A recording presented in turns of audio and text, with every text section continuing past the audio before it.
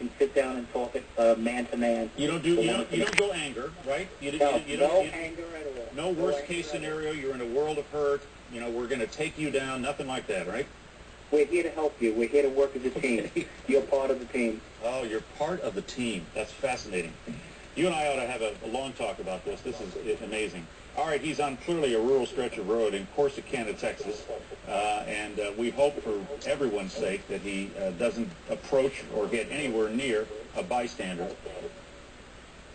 I don't think he has a clue where he's going. Yeah, I don't think so either. It doesn't look like he's a plan at all. Uh-oh, he's boxed in. He got around that police car. We're in the end stages of this chase. It's clear.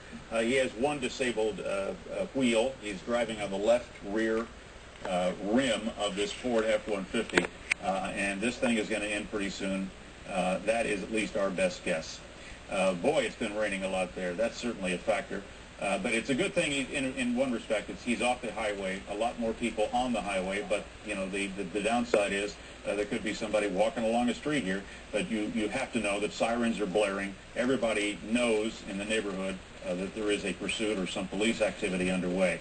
Again, a man, and we do know it's a man, being pursued for assault on an officer. In this case, a sheriff's deputy in Grayson County, 2 counties north of Dallas. That's where it began. It began just before the noon hour in Dallas, and actually, I'm sorry, 11 o'clock hour Dallas time, and it's been going on for an hour and 45 minutes. It's now in the city of Corsicana, Texas, just off Interstate 45. The driver has been pursued on 45 for most of this chase. Didn't look like he was weaving in and out of traffic, didn't look like he was disabled or erratic or was trying to take anybody out, but he made 3 maneuvers to avoid spike strips that had been thrown out 3 different times.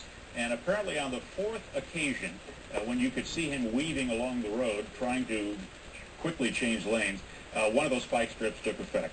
And now he is plowing through rain-slick streets in Corsicana, destination unknown, intentions unknown, threat level unknown, apparently still talking on his cell phone.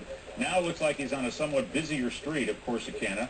And we're continuing to follow this. We don't know how and when it will end, but there are many techniques. Again, we're on city streets. What changes here, guys, for the takedown? Well, they have a little bit more area to work with, Chuck. And again, but you put more people in danger when you get back onto a thoroughfare like this. And but then again, also there's always a possibility they could get him boxed in. But you don't want to put the lives of any officers in danger by putting them out in front of him, if possible. Looks like now he's getting back onto an interstate. It sure does. And that's where he has been chased most of the time this afternoon. Has been on an interstate, but with that left rear wheel disabled and just riding on the rim, eventually that rim is going to break down too. Especially if it's an aluminum rim, it's not going to last a long time either. How do you keep the adrenaline in check if you're pursuing this guy? Is that a problem? Right in the beginning of a chase, sometimes your adrenaline's pumping, but as it gets going, you kind of in now an hour and over, an hour and 45 minutes, you kind of settle back down, and you just worry about keeping this guy in sight, keeping this person from wrecking into somebody else. Those are the things that concern you about what's up ahead.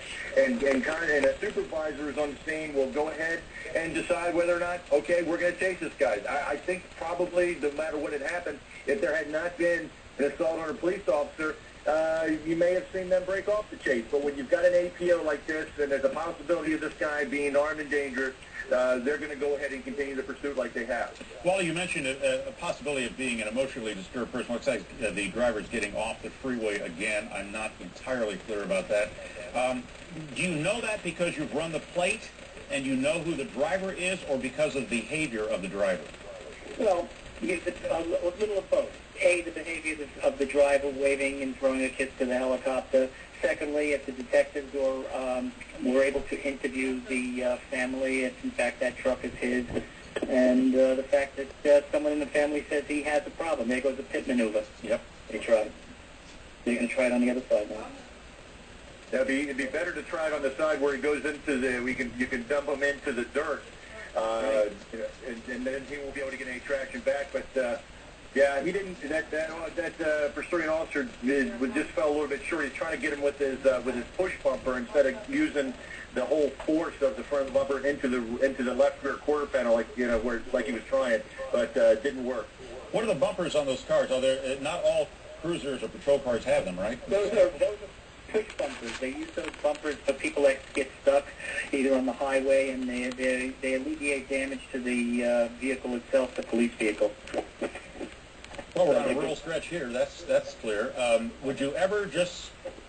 Nobody cowboys up and just goes after this guy, right? It's a very disciplined procedure, isn't it?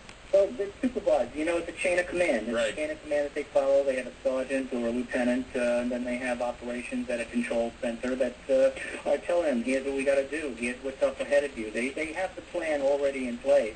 It's just a question of timing when to, put it into effect. In different jurisdictions, they have different rules and regulations from one jurisdiction to the next. So they're gonna go by what their book says, and if they get a chance, well, it depends on what the rules and regulations are. We just saw an overpass. I mean, if you did a pit maneuver near an overpass, it could be fatal. Oh, absolutely. Yeah, you have to pick your time.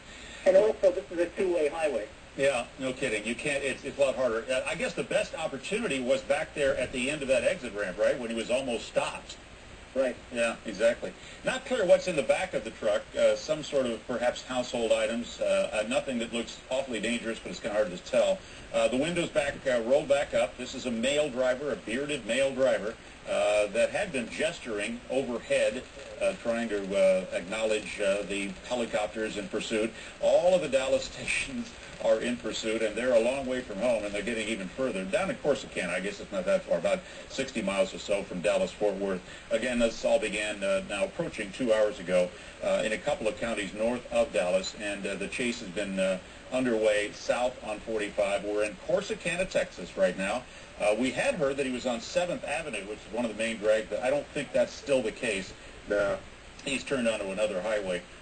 He did briefly go back onto a freeway, or what looked like a freeway, but now clearly is on surface streets. A 2-lane highway, rain-slick highway, on this Friday before Columbus Day. The pursuit continues. It's up to 2 hours in length. This is a guy who is wanted for assault on a police officer. He has not been driving terribly erratically, although that's a matter of judgment. The spike strips finally took hold on the 3rd or 4th attempt, and the left rear tire has been disabled. He continues to drive on the rim of that Ford F-150 pickup truck. Anything you want to add, guys? The only thing I can say, I'm sorry, Mike, go ahead. No, you always worry about, you always talk about the guy running out of gas, but you always, the police officers, that's why whenever in my cruiser, I got below half a tank, I always topped off. Because there's always a concern that you could get in a chase like this. At least there was always my concern. And that's why whenever you get below a half, as law enforcement officer, you want to go ahead and top that tank off. Yeah. You're absolutely right. That's an east-west, rule of thumb. The other thing that is positive is the fact that it's raining. Rain always helps law enforcement, especially in this type of situation. The rain has always slowed down. Crime is less when it's raining, and it also impedes his driving in the sense of speed. So the rain does help. Would you ever stage a roadblock? What are the circumstances? It depends. It depends. Roadblocks, keep in mind, roadblocks create a lot of damage. You're going to damage his vehicle, the vehicles that are blocking. It's going to be taking out a lot of cars out of service. It depends on the law enforcement agency and also, what they want to do. For this particular situation here, they seem to have it under control. They're going to stay with it. Right now it's moving along. It's going to take time, and again, time is on their side. So why add salt on the wound, more or less? All right, guys, hang with me for a minute. We're going to take a quick break. If anything happens, we'll break off with the break and come right back. Be right back in a minute. Go nowhere.